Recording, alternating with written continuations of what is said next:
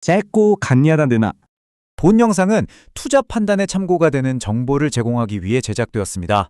하지만 모든 투자의 최종적인 판단과 책임은 투자자 본인에게 있다는 점 먼저 분명히 말씀드립니다. 특정 종목에 대한 매수나 매도 추천이 아님을 다시 한번 강조합니다. 2026년 AI 반도체 전쟁이 한창입니다. 시장의 모든 스포트라이트는 엔비디아를 향하고 있죠. 그런데 말입니다. 모두가 한 목소리로 엔비디아를 외칠 때 과연 시장을 움직이는 진짜 큰 손들의 돈도 같은 곳을 보고 있을까요? 어쩌면 환호성 뒤편에서는 전혀 다른 움직임이 시작되고 있는 건 아닐까요? 오늘 그 진짜 돈의 흐름을 추적해 보겠습니다. 주식으로 세상 이해하기에 오신 걸 환영합니다. 저는 지난 20년간 퀀트 데이터와 거시경제 지표를 통해 시장의 흐름을 읽어온 투자 전략가입니다. 오늘 시장을 그야말로 팔칵 뒤집어 놓은 엔비디아의 실적 발표. 이걸 단순히 한 기업의 어닝 서프라이즈로만 보면 큰 그림을 놓치게 됩니다. 이 하나의 사건이 우리 포트폴리오와 전체 경제에 어떤 나비 효과를 일으킬지 그 연결고리를 하나씩 파헤쳐 드리겠습니다. 자, 오늘 우리가 함께 그려나갈 지도입니다. 먼저 지금 이 전쟁터의 판세가 어떻게 돌아가고 있는지 주요 플레이어들을 점검해 보고요. 그리고 폭풍의 눈이었던 엔비디아 실적 발표 직전 그 숨막히는 긴장감을 느껴보겠습니다. 이어서 마침내 공개된 충격적인 숫자들이 시장의 판도를 어떻게 바꿨는지, 그리고 그 여파로 AI 생태계가 어떻게 재편되고 있는지 분석해보죠. 하지만 여기서 멈추면 안 됩니다. 한 걸음 물러나서 이 화려한 파티 이면에 숨어있는 거시경제의 위험은 없는지 냉정하게 짚어보고, 가장 중요한 것, 이 모든 분석을 토대로 그래서 우리는 지금 어떤 전략을 취해야 하는지 그 구체적인 실행 계획까지 명쾌하게 정리해드리겠습니다. 첫 번째 파트, AI 칩 전쟁의 격화입니다. 이건 이제 단순한 기술 경쟁이 아닙니다. 미래 산업의 패권을 두고 벌이는 그야말로 조 단위 돈이 오가는 거대한 판이 벌어진 거죠. 자, 선수들을 한번 볼까요? 두말할 필요 없는 절대군주 엔비디아가 있습니다. 하드웨어 성능은 물론이고 쿠다라는 자신들만의 소프트웨어 생태계로 아주 단단한 성을 쌓아놨죠. 그리고 그 성벽을 향해 맹렬히 돌격하는 도전자 AMD가 있습니다. 최근 기세가 아주 무섭죠. 또 산전수전 다 겪은 노장 인텔은 정면 승부 대신 AI 추론 시장이라는 다른 전장에서 기회를 엿보고 있고요. 그리고 이 전쟁에 실탄을 대는 진짜 쩐주들, 바로 빅테크입니다. 이들이 앞으로 쏟아붓겠다고 한 돈이 자그마치 800조 원이 넘습니다. 이 돈이 어디로 흐르는지를 보면 기회가 보일 겁니다. 두 번째 파트입니다. 폭풍의 눈, 엔비디아죠. 실적 발표 직전 시장 분위기는요, 마치 양쪽에서 팽팽하게 당긴 고무줄 같았어요. 한쪽에선 엄청난 기대를 걸고 다른 한쪽에선 이거 너무 과열 아니야? 하는 의심의 눈초리로 잡아당기면서 정말 언제 끊어져도 이상하지 않을 그런 긴장감이 흘렀습니다. 당시 CNBC의 이 헤드라인이 그 분위기를 정확히 보여주죠. 엔비디아 실적이 월가의 회의론과 정면 충돌한다. 이게 무슨 말이냐면요. AI에 돈을 써야 한다는 건 다들 동의하는데 월가의 큰손들은 근데 지금 이 가격에 이 속도를 투자하는 게 맞아? 라는 아주 근본적인 물음표를 던지고 있었다는 겁니다. 기대와 의심이 말 그대로 정면으로 부딪히고 있었던 거죠. 이 팽팽한 줄다리의 양상을 좀 더 자세히 보시죠. 왼쪽의 낙관론, 즉 불 케이스를 보면 모든 게 완벽했습니다. 전례 없는 AI 열풍에 빅테크의 투자 약속, 심지어 부품 공급사인 TSMC 실적까지도 환상적이었죠. 그런데 오른쪽 비관론, 베어 케이스를 보면 분위기가 싸늘합니다. 월가의 근본적인 의심은 여전했고 바로 직전 분기에 엄청난 실적을 내고도 주가가 빠졌던 트라우마가 있었죠. 그리고 결정적으로 지난 2년간 내부자들이 순수하게 팔아치운 주식만 5조 원에 달합니다. 회사 사정을 가장 잘 아는 사람들이 주식을 팔고 있다? 이건 시장에 결코 가벼운 신호가 아니었죠. 이러니 누구도 섣불리 방향을 예측할 수 없었던 겁니다. 그리고 마침내 세 번째 파트, 운명의 시간이 왔습니다. 시장의 모든 의심과 기대를 한순간에 잠재워버린 그 숫자들, 어닝 쇼크의 속을 함께 해부해보시죠. 자, 막상 뚜껑을 열어보니 이렇습니다. 매출, 주당 순이익, 그리고 모두가 숨죽여 지켜보던 데이터 센터 매출까지. 월가의 예상치를 그냥 가볍게 뛰어넘었죠. 물론 게이밍 매출이 예상보다 조금 못 나오긴 했지만 시장의 관심은 온통 AI에 쏠려 있었기 때문에 이건 거의 무시됐습니다. 숫자만 놓고 보면 의심할 여지 없는 완벽한 승리였어요. 하지만 시장을 그야말로 경악하게 만든 진짜 충격은 이 과거의 숫자들이 아니었습니다. 바로 미래에 대한 이야기였죠. 바로 이 숫자입니다. 780억 달러. 엔비디아가 다음 분기에 이만큼 벌겠다고 시장에 선언한 목표치죠. 이 숫자 하나가 시장의 모든 계산기를 새로 두드리게 만들었습니다. 이 차트가 모든 걸 말해줍니다. 왼쪽이 월가가 이 정도면 잘했다고 예상한 수치고요. 오른쪽이 엔비디아가 내놓은 목표치입니다.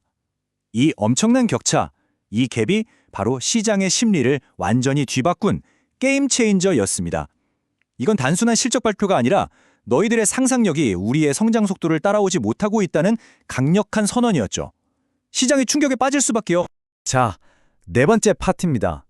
이 강력한 충격파가 AI 산업 생태계라는 지도를 어떻게 완전히 새로 그렸는지 그 여파를 한번 추적해 보겠습니다.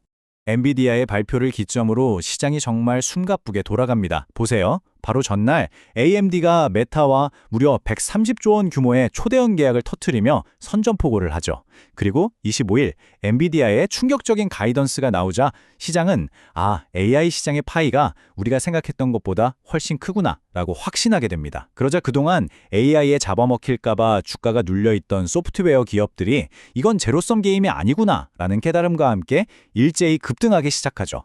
동시에 미중 갈등이라는 지정학적 변수까지 터져나옵니다. 마치 엔비디아의 발표를 도화선이 돼서 얽혀있던 모든 이슈들이 한순간에 폭발한 것 같은 형국이었어요. 현재 경쟁 구도를 정리하면 이렇습니다. 엔비디아의 왕국은 쿠다라는 아주 강력한 소프트웨어 해자로 둘러싸여 있습니다. 개발자들이 한번 이 생태계에 발을 들이면 다른 곳으로 떠나기 어렵게 만들어버리는 일종의 기술적 잠금 효과죠.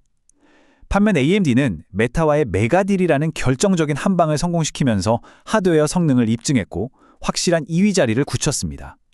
하지만 여전히 개발자들이 수년간 쌓아온 쿠다 코드를 버리고 자신들의 생태계로 넘어오게 만들어야 하는 이 소프트웨어 장벽이라는 가장 어려운 숙제가 남아있는 거죠. 그리고 바로 이 아이디어가 소프트웨어 주식들의 운명을 바꿔놓았습니다. 잠식이 아니라 협력이다. 즉, AI가 기존 소프트웨어를 대체하는 파괴자가 아니라 오히려 그들의 가치를 몇 배로 높여주는 강력한 파트너가 될 거라는 새로운 이야기가 시장을 지배하기 시작한 겁니다. 투자자들의 관점이 180도 바뀌면서 마이크로소프트나 데이터독 같은 기업들로 다시 돈이 흘러들어가기 시작한 거죠. 자, 지금까지는 아주 뜨거운 산업 현장의 이야기만 했는데요. 이제 제 전문 분야로 들어가서 잠시 찬물을 좀 띄얹어야겠습니다. 이 화려한 기술주 파티가 열리고 있는 무대, 즉 거시경제의 바닥은 과연 튼튼한지 냉정하게 점검해 볼 시간입니다.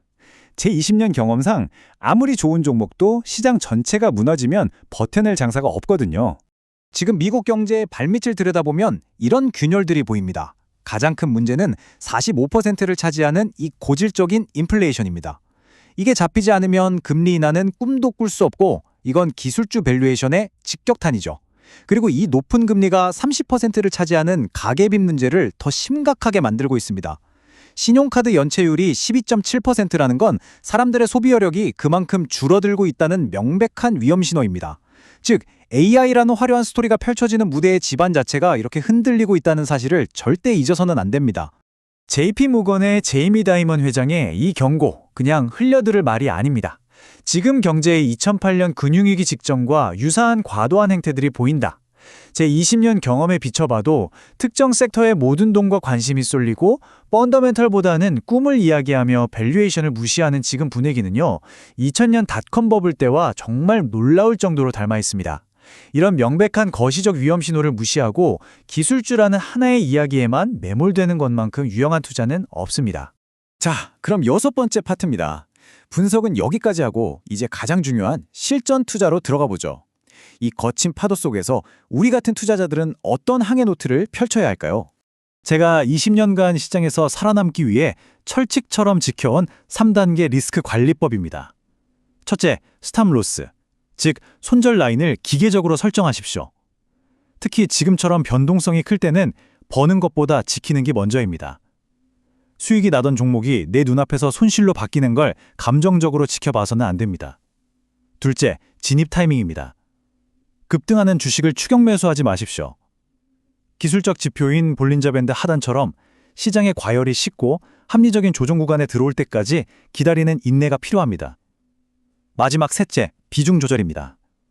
AI 열풍이 진짜라는 것과 내 계좌에 모든 돈을 거는 건 전혀 다른 이야기입니다. 지금처럼 거시경제의 안개가 짙을 때는 포지션 크기를 평소보다 줄여서 불확실성 자체를 관리해야 합니다. 이게 프로와 아마추어를 가르는 결정적인 차이죠. 그래서 이 모든 분석을 종합한 현재 제 스탠스는 이렇습니다.